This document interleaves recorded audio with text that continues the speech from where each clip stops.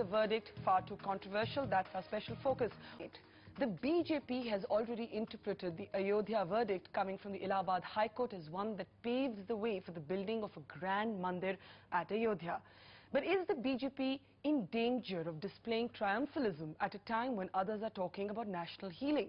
But one of the very sharp criticisms that has come from some legal commentators is the fact that there is a dangerous precedent being set of mixing up very specific matters of faith and making them sound like points of law. For example, the exact birthplace of Lord Ram. Now, it's one thing to argue that many Hindus believe that this particular place is the birthplace of Lord Ram, and quite another for the court to have an almost evidentiary scientific approach. Two of the judges, Justice Sharma and Justice Agarwal, do get into specifics of the exact place where Lord Ram was born according to their interpretation. Instead of making it sound like an empirical legal position, and on this judgment is that it's been a panchayat approach to judge the land being given to the Sunni Waqf board, maybe allowing them to build a mosque if they should so want. And while the BJP spoke a lot about a grand mandir, they were absolutely silent on the prospect of a mosque coming up adjacent to this mandir. Does the verdict in fact pave the way for a reconciliation? Does this verdict have the potential to bring closure? Is there anything positive that we can take away from this? Do we then have a right to suddenly be dismayed by this verdict? We, of course, have the right to legal recourse, we being a large phrase I'm using for anybody who disagrees with it. The need for an act of Hindu generosity after this verdict interpreted this judgment to be an endorsement of a kind of pro-mandir politics. Therefore, de facto, you have weakened the case, the criminal case in the demolition issue. See, where, assuming that the Supreme Court upholds this, okay, worst case scenario. Imagine the churlishness of, you want to create a Bhavya Mandir there. ठीक है, I respect people's faith.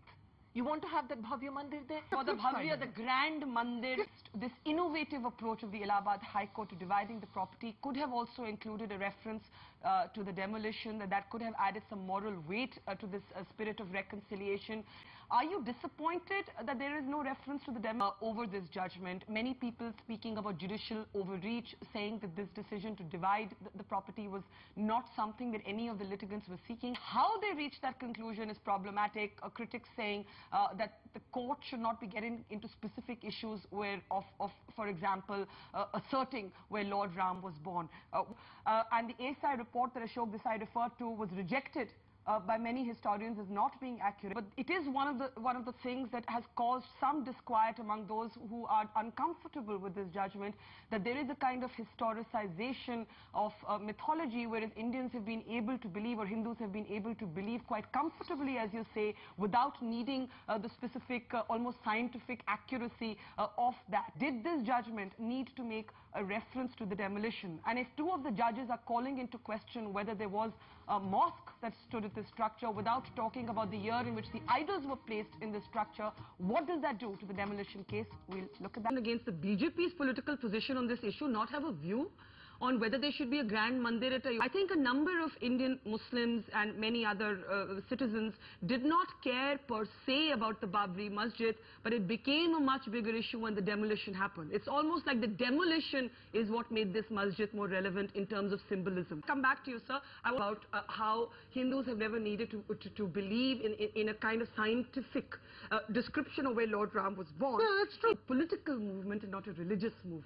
A political national issue. Which is that you can get away with this kind of vandalism. This is where Hindu astha is buried. Hinduism is far greater than that for its astha to be contained in that. Why would many people believe that the demolition, irrespective of what date you travel back to in history, in modern India's secular democracy, the demolition was a national shame. The BJP acknowledges that. So where L.K. Advani talks about this grand mandir, the Bhavya Mandir. Bhavya.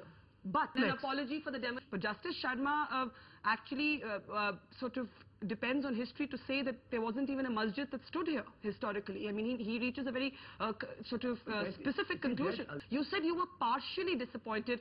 I was curious to know if there was anything about this judgment, therefore, that did seem positive to you. You actually believe that the court has not even assessed the evidence available to it in a way that stands up to scrutiny. Says that justice is a very deep concept, and without that there can be no moving forward into the future. is that much of communal conflagration in this country has been one-sided. In recent history, certainly, we've had, and the court taken into account the statute of limitations and time barredness. There was a mosque. It stood there for 500 years. It was larger than life. It was demolished. Therefore, this became a dispute. Without justice and the rule of law, there can be no closure. Thanks for watching.